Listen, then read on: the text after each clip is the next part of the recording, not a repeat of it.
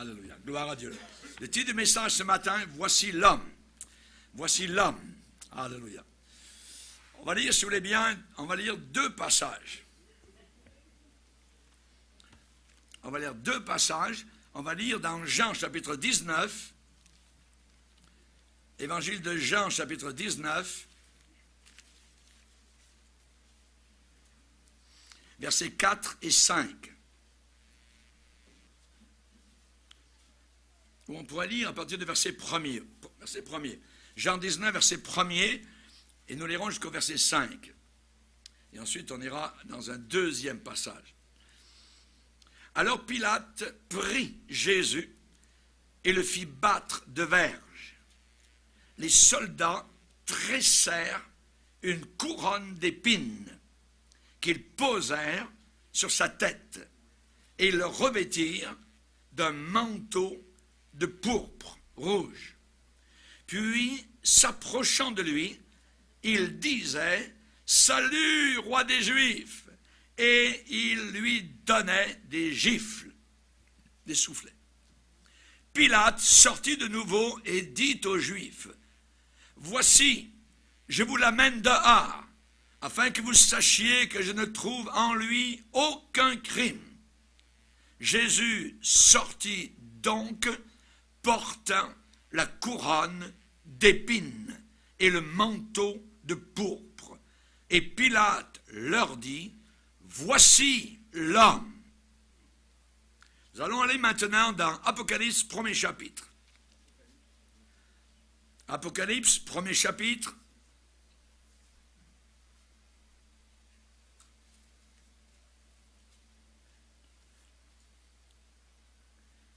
Jean est à Patmos, il est là enfermé.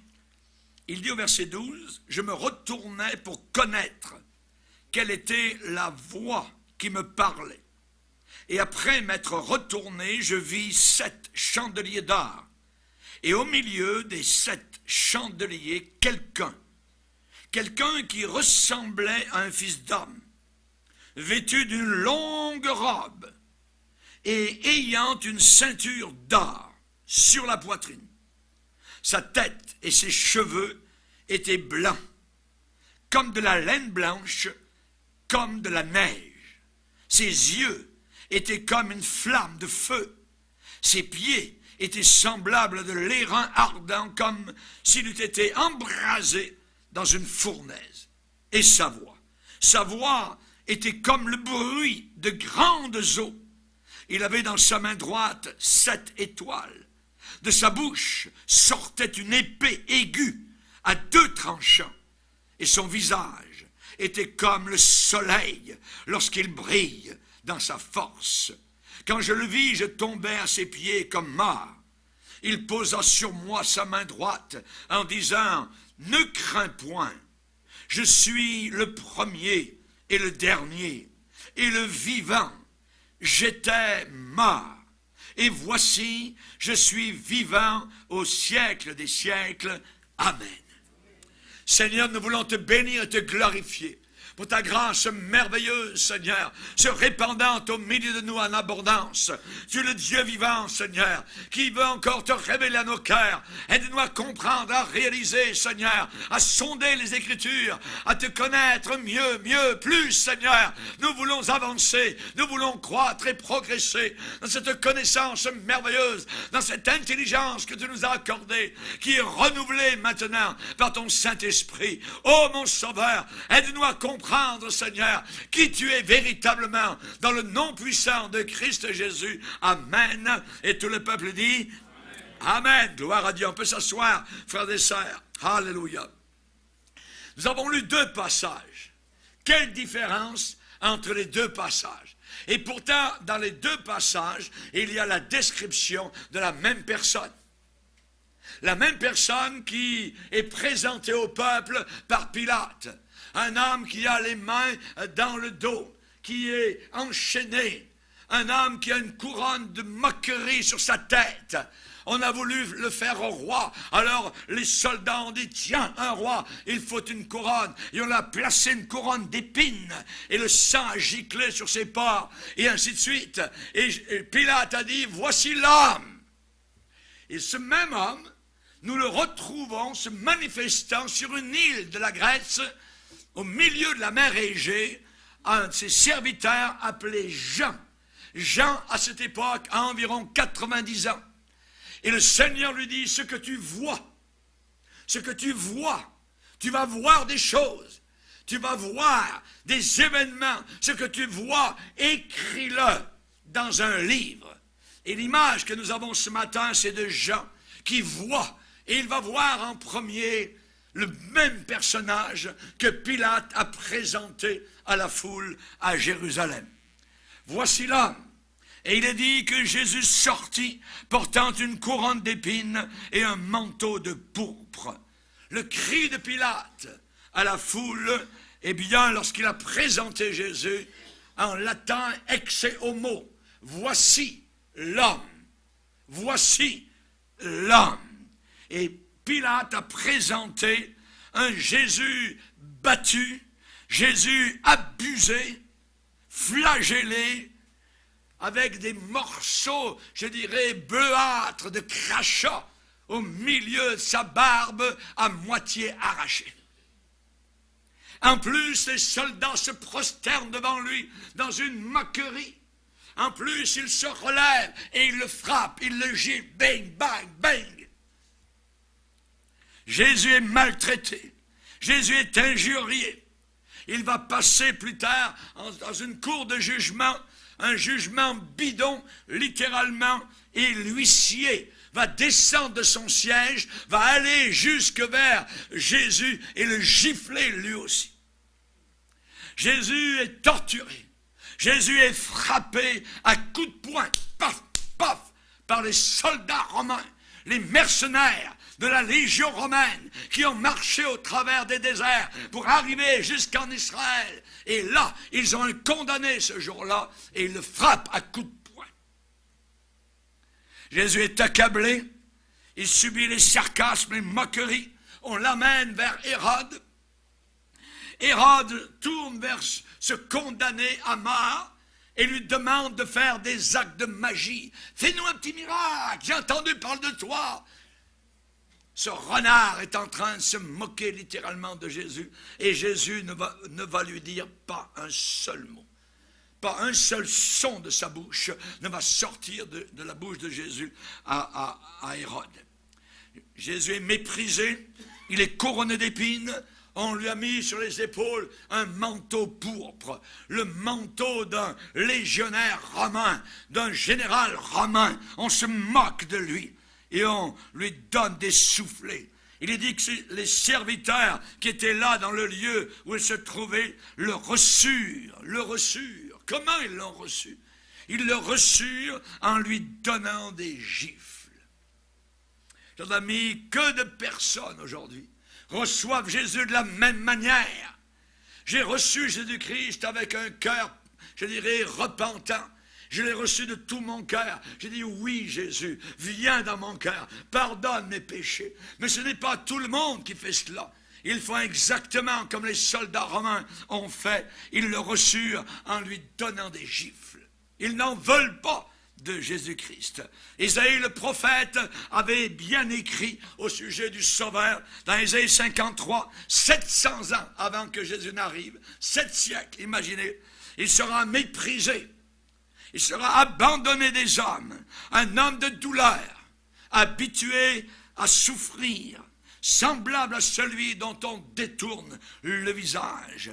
Et Isaïe va dire, nous l'avons dédaigné, nous n'avons fait de lui aucun cas. Qui véritablement sera capable de peindre, de dépeindre les souffrances du Seigneur? Ces souffrances-là ne sont pas des souffrances humaines. Ces souffrances-là sont des souffrances qui ont un but, des souffrances expiatoires pour expier nos forfaits et nos péchés.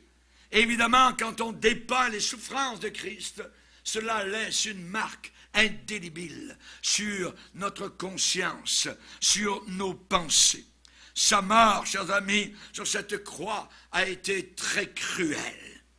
Sa passion, envisagez le sang qui a coulé, la couronne d'épines, les clous qui ont percé ses chairs. On a peut-être la difficulté à imaginer comment, aujourd'hui, il est exactement. Comment est-il aujourd'hui? Aujourd'hui, chers amis, eh bien, c'est Jean l'apôtre qui a vu sur l'île de Patmos et qui a entendu la voix derrière lui qui lui a dit « Ce que tu vois, écris-le dans un livre. » Nous avons ce livre. C'est le 66e, le dernier de la Bible, appelé la Révélation, l'Apocalypse. Alléluia. Gloire au Seigneur. Et dans ce livre, nous voyons le même personnage. On décrit sa robe très longue, sa ceinture d'or, sa tête, ses cheveux blancs comme de la neige qui vient de tomber sur un terrain immaculé. Sa tête, ses cheveux, ses yeux, sa voix, tout est décrit. Est-ce véritablement le même personnage que dans l'évangile de Jean? Est-ce le même qui a été cloué sur la croix? Est-ce le même qui a été giflé, battu, barbe arrachée, couronné de sang et d'épines? Eh bien oui, eh bien oui. Jean a une vision glorieuse du Sauveur. Quelle vision! L'image de notre Seigneur Jésus-Christ, une révélation magnifique. Lorsque l'apôtre Paul a écrit aux Corinthiens, il a dit « Le Seigneur maintenant, nous ne le connaissons plus selon la chair. Nous ne le connaissons plus selon la chair. » Rappelez-vous Jean l'apôtre, le soir de la Nouvelle Alliance, Jean avait posé sa tête sur le sein de Jésus. Mais maintenant, c'est le même personnage. Il n'est pas capable de poser sa tête sur le sein de Jésus. C'est un personnage fulgurant, un personnage glorieux. Il le voit, il tombe à terre comme mort à ses pieds. Imaginez. La Bible dit, celui qui a été abaissé pour un peu de temps au-dessous des anges. Nous le voyons maintenant, couronné de gloire et d'honneur à cause de la mort qu'il a soufferte. À cause de la mort qu'il a soufferte. Alléluia. Chers amis, nous ne devons pas avoir une vision ordinaire de Jésus-Christ. C'est ce grand homme de Dieu, John Wesley, qui chantait Jésus débonnaire, Jésus doux et clément. Alléluia. C'est vrai, c'est vrai. Au sujet de Jésus en Galilée, dans sa forme incarnée il y a 2000 ans, voyez. Mais maintenant, comment est-il ce sauveur? Puisqu'il s'est révélé à Jean en disant « J'étais mort, mais maintenant je suis vivant au siècle des siècles. » Alors s'il est vivant, comment est-il? Comment le décrire? Eh bien, nous avons une journée où nous allons passer sur la description. Nous allons passer, je dirais, l'image de Jean au scan. Alléluia. Au scanneur spirituel. Alléluia. Gloire à Dieu. Jean a débuté son dernier livre des Écritures, l'Apocalypse, avec ces mots. Révélation de Jésus-Christ. L'Apocalypse, c'est pas uniquement la fin des temps, la guerre d'Armageddon, l'Antéchrist, ainsi de suite. C'est premièrement l'Apocalypse, la révélation de Jésus-Christ. Alléluia, alléluia. Certains ont appelé l'Apocalypse le dévoilement de Jésus-Christ, la divulgation de Jésus-Christ, la manifestation de ce qu'il est actuellement. Alléluia. Et on sait que Jésus-Christ, lorsque l'Apocalypse commence, lorsque là, au début, dans le premier chapitre, dans les premiers versets, eh bien, Jésus-Christ est voilé. Il est voilé. Sa forme impériale est cachée aux yeux des hommes, drapée, je dirais, cachée dans les plis et replis. Il y a des siècles, les hommes l'ont dépouillé de ses vêtements. L'ont dépouillé totalement de ses vêtements. Et ils ont tiré sa robe au sort. Ensuite, ils l'ont accroché. Ils l'ont cloué tout nu sur le bois. Mais Dieu, à ce moment-là, son Père, est descendu à l'heure où le soleil est le plus brillant, à midi, là où le soleil au Moyen-Orient est au top niveau. Le Père est descendu la journée où son Fils était cloué sur le calvaire, à midi. Et Dieu le Père a lancé du haut des cieux une robe, une chape d'épaisses ténèbres et d'obscurité tout autour de cette scène. Il est dit que de midi à 15 heures, 3 heures de l'après-midi, il y eut de l'obscurité sur toute la terre.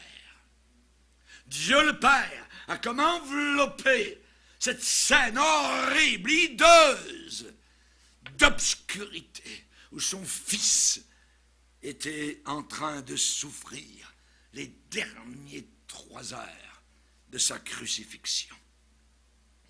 Mais maintenant, eh bien, il est dans la gloire de l'au-delà. Et Jean l'apôtre voit le même Jésus, revêtu, non plus nu sur la croix des hommes, mais revêtu d'un habit qui le recouvre des épaules jusqu'aux pieds. Alléluia. Une robe, je le vis, vêtu d'une longue robe. Alléluia. Gloire au Seigneur. Et c'est le même Jésus que Étienne a vu lorsqu'il était persécuté, lorsqu'on le lapidait. Il dit, je vois le ciel ouvert et Jésus debout à la droite de la majesté divine. Alléluia. C'est ce Jésus glorieux qui vient de se lever de son trône pour accueillir le premier martyr chrétien. Alléluia. Celui qui a été abaissé, mis bas, je dirais, mis le plus bas, à Golgotha sur une croix. Eh bien, celui qui a été abaissé pour un peu de temps au-dessous des anges, nous le voyons maintenant couronné de gloire et d'honneur à cause de la mort qu'il a soufferte. Alléluia. Alléluia. Chers amis, j'aimerais vous dire que Jésus est très peu connu. Il était très peu connu au travers, je dirais, même des apôtres, très peu compris, même par ceux qui devraient le comprendre le plus. Jean avait posé sa tête, je l'ai dit, sur la poitrine de Jésus dans la chambre haute, mais maintenant, à Patmos, Jean ressent que celui qui est en train de lui apparaître, eh bien, qui est debout au milieu des 7 chandeliers d'or, ce personnage est aussi éloigné de lui que ce qui est fini l'est de l'infini. C'est autre chose. C'est totalement différent. Un peu comme lorsqu'il avait vu Jésus sur la montagne de transfiguration, où là, Pierre voulait planter des tentes, et ils ont vu Jésus dans sa gloire, le visage comme le soleil, avec un habit éclatant, une robe de gloire. Et là maintenant, c'est encore une scène glorieuse que Jean est en train de voir à Patmos. Quelle majesté dans ce Fils de Dieu.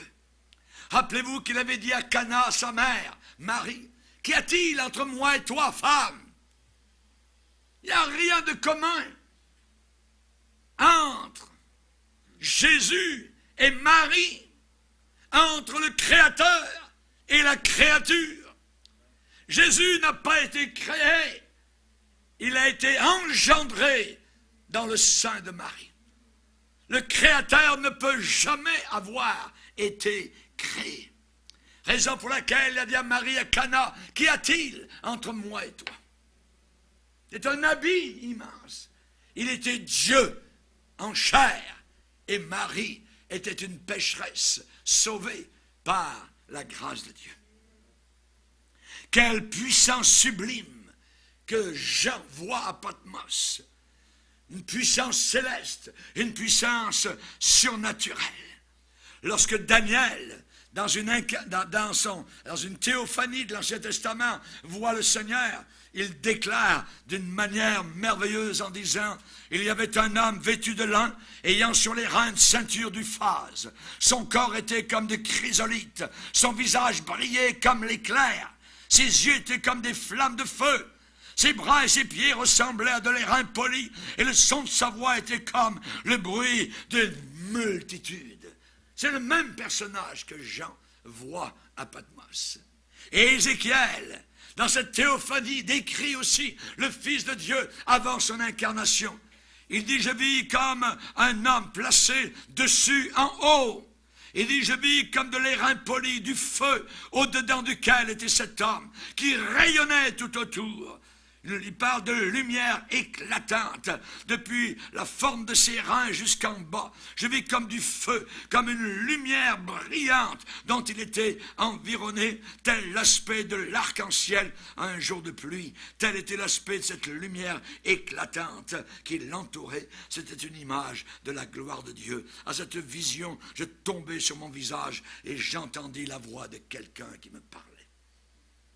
Ézéchiel, Daniel, Jean à Patmos, il voit le même personnage glorieux. C'est ce qu'il est maintenant, Jésus-Christ. Et c'est lui que nous verrons dans sa gloire. Alléluia. Voici l'homme. Nous allons le décrire, cet homme. Cet homme est merveilleux. Nous allons regarder cet homme. Il est vêtu d'une longue robe. D'une longue robe. La Bible nous demande d'avoir les regards sur Jésus. Donc il faut que j'ai les regards sur quelqu'un que je connais et qui est décrit dans les Saintes Écritures. Ce n'est pas uniquement un souvenir poussiéreux des temps passés ou de l'Antiquité. Non, non, non, non, non.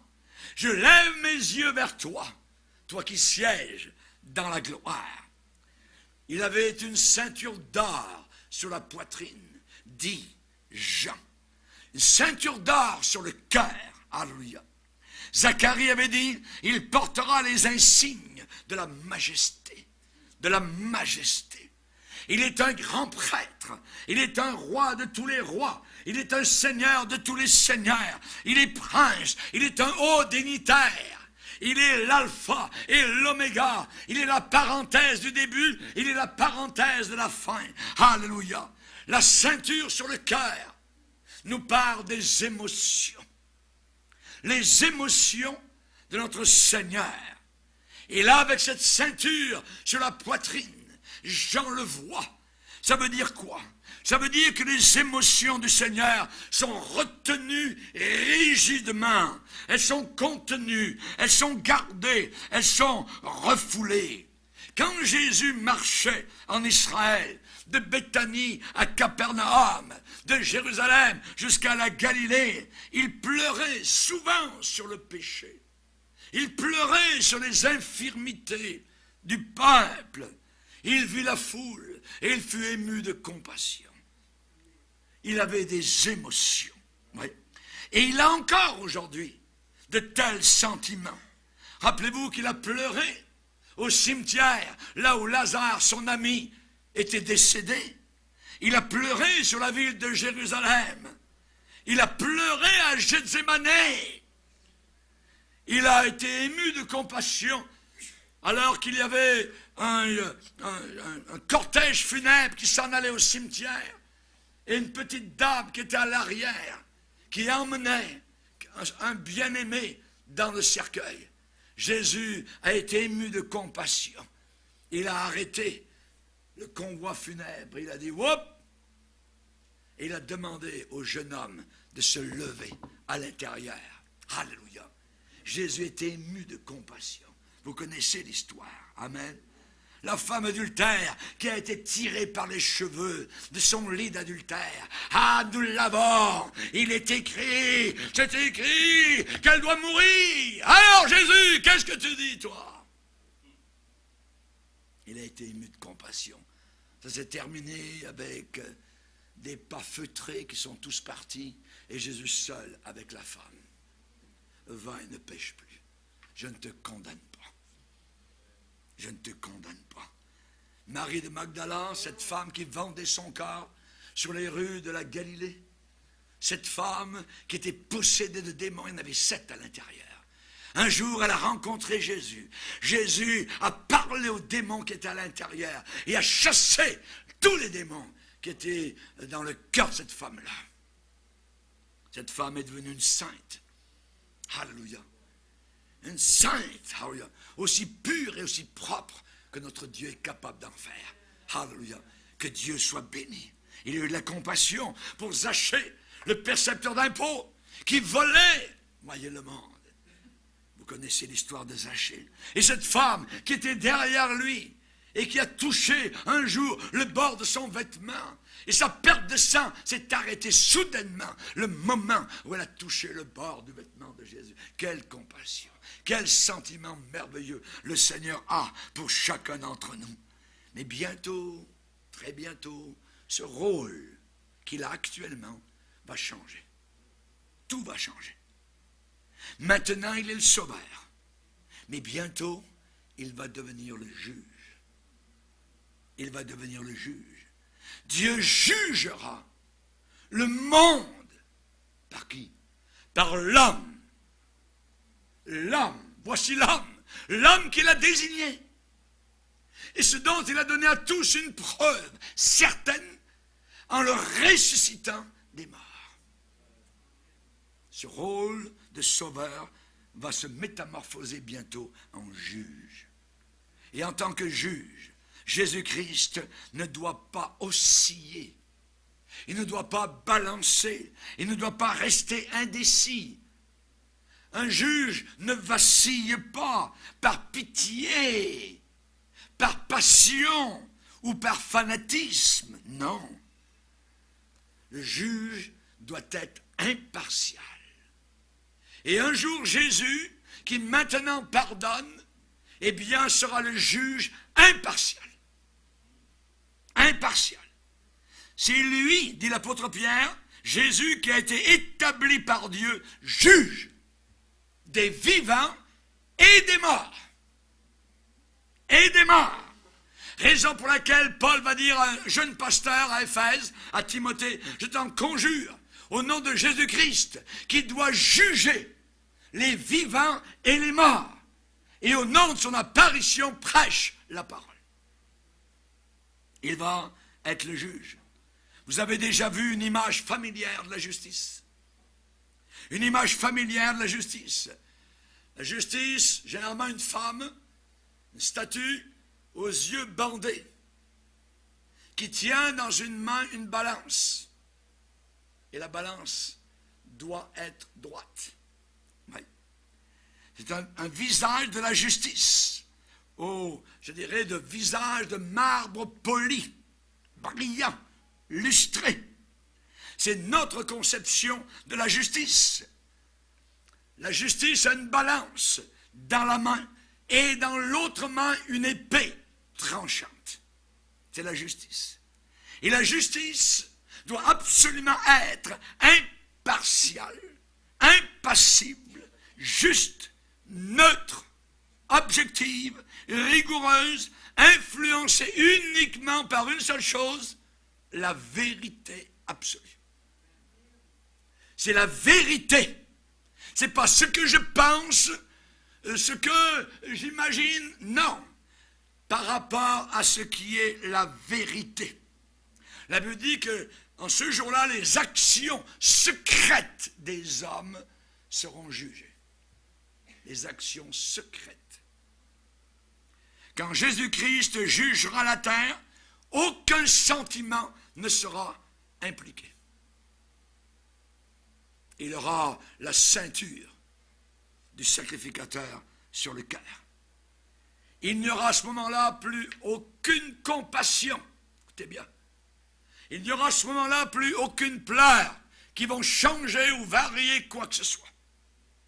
Ou bien quelqu'un sera couvert par le sang du calvaire, ou alors la personne ne sera pas du tout couverte par le sang du calvaire. Ce matin, dans mon temps de prière, j'étais en train de marcher tranquillement dans ma piste de prière, Et je regardais les maisons, et cette pensée m'est venue. Lorsque le jugement de Dieu est tombé sur l'Égypte, Dieu savait exactement dans tel appartement, dans telle rue, dans telle maison, où était le sang. Le sang de l'agneau qui avait été demandé d'être placé sur le linteau des portes.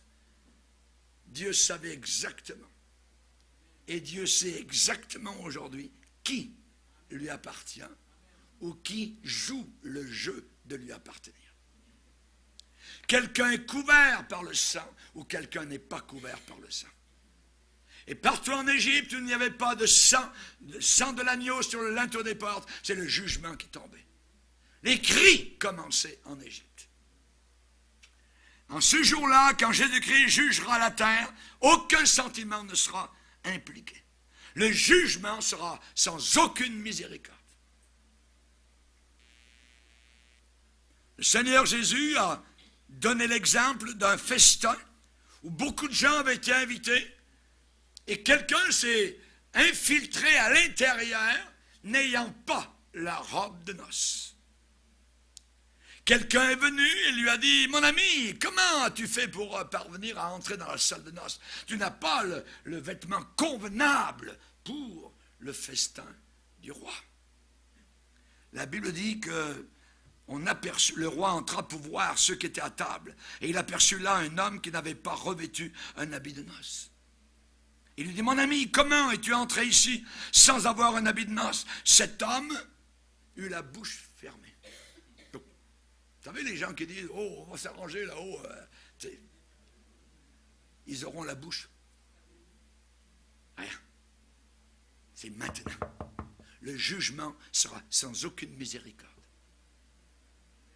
Sans aucune miséricorde en ce jour-là. Cet homme eut la bouche fermée. Le roi dit au serviteur, liez-lui les pieds et les mains, jetez-le dans les ténèbres du dehors, où il y aura des pleurs et des grincements de dents. Où il y aura des pleurs et des grincements de dents. Chers amis, il n'y aura aucune cour d'appel dans cette journée-là. Aucune cour d'appel. Il n'y aura pas de terrain neutre. Non, non. La ceinture d'or couvre aujourd'hui le cœur du juge. Et nous avons, nous, une ceinture, nous les chrétiens. Ça s'appelle la ceinture de la vérité. La ceinture de la vérité.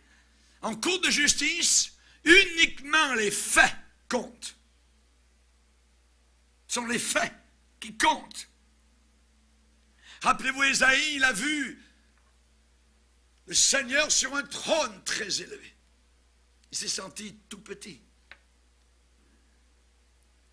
Il a vu le Seigneur assis sur ce trône avec les anges qui se criaient les uns aux autres, Saint, Saint, Saint, et l'Éternel des armées.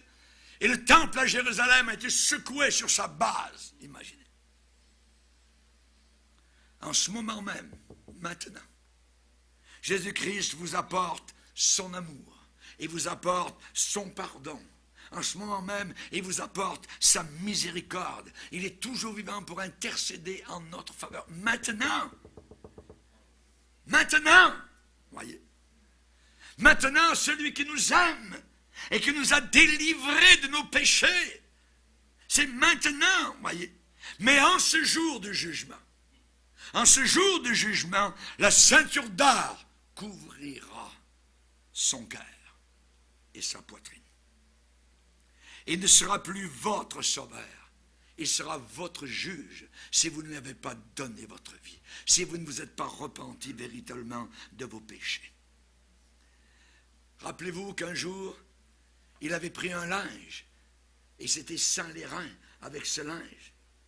Il avait pris la bassine d'eau et c'est lui qui avait lavé les pieds de ses disciples. Quel abaissement! La Bible dit qu'il avait mis le comble à son amour. Pas uniquement un amour, le comble à son amour.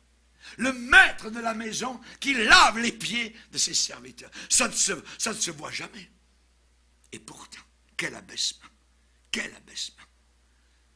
La Bible dit que nous, maintenant, que devons-nous faire? Nous devons saigner les reins de vos pensées, de votre entendement. soyez sobre. Be sober. Soyez sobre. Ayez une entière espérance. Pas de l'espérance, une entière totale. Une entière espérance dans la grâce qui vous sera apportée lorsque Jésus-Christ apparaîtra. Alléluia. Gloire au Seigneur. Est-ce que la foi vivante est chevillée à ton corps? Est-ce que la foi est enchaînée à ton âme? Est-ce que la foi en Jésus-Christ est jointe à ton esprit? Nous devons vivre actuellement une militance assidue, constante. Constante. Vous les musulmans qui m'écoutez, allez lire votre Coran dans Sourate chapitre 10, verset 94, où on vous dit, allez voir les gens du livre. Allez voir les gens du livre. Nous les chrétiens nés de nouveau, nous sommes les gens du livre. Et on vous demande de venir nous voir. On va vous dire comment être sauvé, comment paraître devant ce Fils de Dieu qui est comme un éclair. Jésus, c'est le nom qui fait trembler les démons. Jean, à Patmos, on lui a dit, écris ce que tu vois. Et je vis ce personnage comme un fils d'homme dont la tête et les cheveux étaient blancs, comme de la laine blanche, comme de la neige. Et la neige, il y en a dans les montagnes du Taurus, il y en a, je dirais, dans la région, évidemment, du Moyen-Orient. Alors il a donné cette blancheur, comme. Jean a écrit, c'est comme de la laine blanche, comme de la neige qui vient de tomber. On parle de quoi? La pureté. La pureté totale. C'est la plus grande caractéristique de Jésus-Christ. Il est sans aucun péché. Sans aucun péché. Il est irréprochable. Il est sans tache. Je vous défie de lire ce livre, la Bible, et de trouver une seule faute sur Jésus-Christ. Il faut le lire. Il est impeccable, sans aucune tache. Sa sagesse est de nature divine. Est-ce qu'un homme est capable de déclarer, avant qu'Abraham fût, je suis? Voyons. Les Juifs de son époque, on n'était pas encore 50 ans, tu as vécu avant Abraham. Eh bien oui, il était avant Abraham. L'éternité du Fils de l'homme. Et toi, Bethléem, tu n'es certes pas la plus petite d'entre les villes de Juda, car de toi sortira pour moi celui dont l'origine remonte au temps de l'éternité. Alléluia. Il n'a jamais eu de commencement. Si Jésus a eu un commencement, on est fini. Si Jésus a un seul péché, on est fini. On est encore dans nos péchés. On n'est pas sauvé. Et je suis mieux de fermer ce livre et de m'en aller. Mais non, il n'a aucun péché. Aucun péché. Il est ressuscité. Il est vivant. Il nous aime. Il est inattaquable. Inattaquable. C'est pourquoi à une époque, les communistes ne voulaient pas que la Bible passe aux frontières. Tous les douaniers dans le rideau de fer vérifiaient la Bible. Et on envoyait en prison quiconque avait la Bible, parce que ce livre est dangereux dans le royaume des ténèbres. Et ce livre est dangereux dans le monde islamique.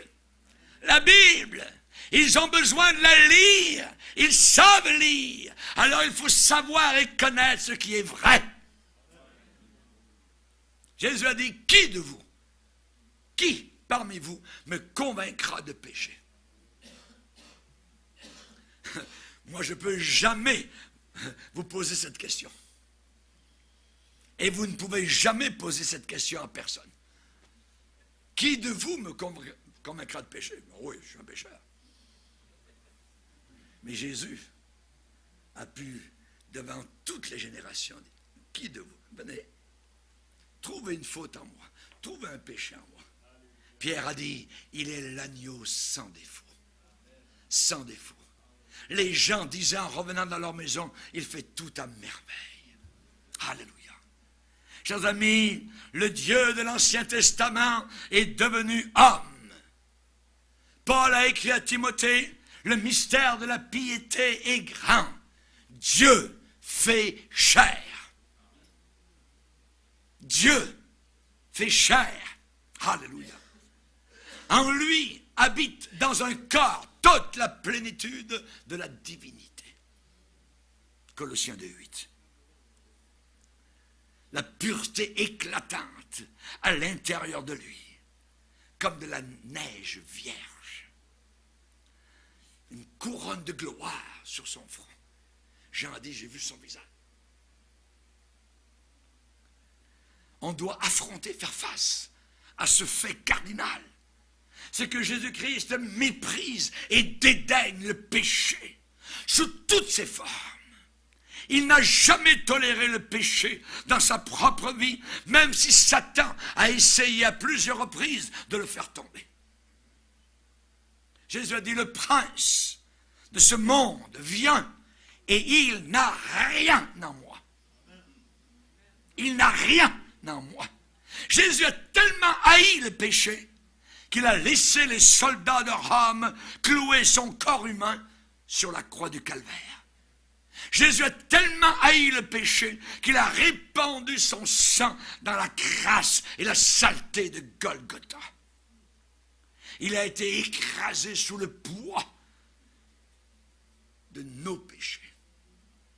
Et de ce sang est sorti, a jailli une source, une fontaine purificatrice pour que n'importe qui puisse être pardonné, absous de toute impureté, de toute injustice, de toute iniquité. Alléluia. Merci. Si vos péchés sont comme le cramoisi, ils deviendront blancs comme de la neige, a dit Ésaïe. Alléluia. Jésus agit avec votre péché personnel, soit d'une manière, soit d'une autre manière.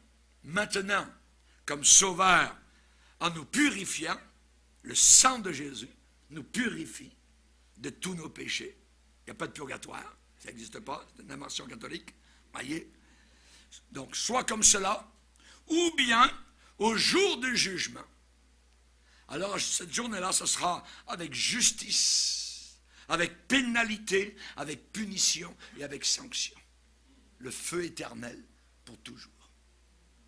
Le feu éternel pour l'éternité. Alors il vaut bien mieux laisser le Sauveur être votre pasteur aujourd'hui. Amen. Votre berger. Et vous direz avec David, l'Éternel est mon berger. Je ne manquerai de rien. Il me fait reposer dans de verts pâturages. Alléluia. Gloire au Seigneur. Amen. Maintenant qu'il soit notre pasteur, ou je ne veux pas qu'il soit notre magistrat et notre juge, voyez, plus tard. Non, non. Nous étions comme des brebis errantes, chacun suivait sa propre voie, mais maintenant, alléluia, nous sommes retournés vers le pasteur et le gardien de nos âmes. Alléluia. As-tu ce pasteur? As-tu ce gardien jour et nuit? Amen, le gardien de ton âme. Alléluia, gloire au Seigneur. Rappelez-vous qu'un jour, il sera le juge. Il sera le juge de Bouddha. Il sera le juge de Hitler, de Mahomet, de Mussolini, de Confucius, de Staline, de Zoroaster, de Lénine, des djihadistes, d'Amin Dada, de Kadhafi. Il sera le juge de l'Antéchrist, ainsi de suite. Amen. Alléluia. Tout genou fléchira. Tout genou fléchira devant l'homme que Jean a vu à Patmos. La Bible dit, Dieu le Père lui a donné le nom au-dessus de tout nom. Devant lui, tout genou fléchira. Fléchira, ça veut dire, c'est ça, voyez, fléchir. Tout genou fléchira. Dans les cieux, sur la terre, sous la terre. Et toute langue confessera, reconnaîtra, avouera, déclarera, admettra, conviendra que Jésus-Christ est Seigneur à la gloire du Père. Alléluia! Alléluia! Merci Seigneur. Alléluia! Fini la contestation. Fini, amen, le désaveu d'une réalité. Fini le rejet de Jésus-Christ. Fini le déni, amen, le mensonge. La Bible dit, le Père l'a fait asseoir à sa droite dans les lieux célestes, au-dessus. Ce que j'aime dans le verset, c'est au-dessus, amen, au-dessus de toute domination, de toute autorité, de toute puissance, de toute dignité, au-dessus de tout nom qui se peut nommer non seulement dans le siècle présent, mais encore dans le siècle à venir. Le Père a tout mis sous ses pieds. Et le Père l'a donné pour chef suprême à l'Église. Alléluia! Pas le pape, Jésus-Christ est le chef suprême de l'Église. Au-dessus, au-dessus, au-dessus de tout nom. Amen. Au-dessus des sorciers. Au-dessus, amen, des marabouts, au-dessus des drogués, au-dessus des ivrognes, au-dessus des islamistes, au-dessus des mormons, au-dessus des témoins de Jéhovah, au-dessus des rois, au-dessus des premiers ministres, au-dessus, il est au-dessus. Alléluia. Lève-nous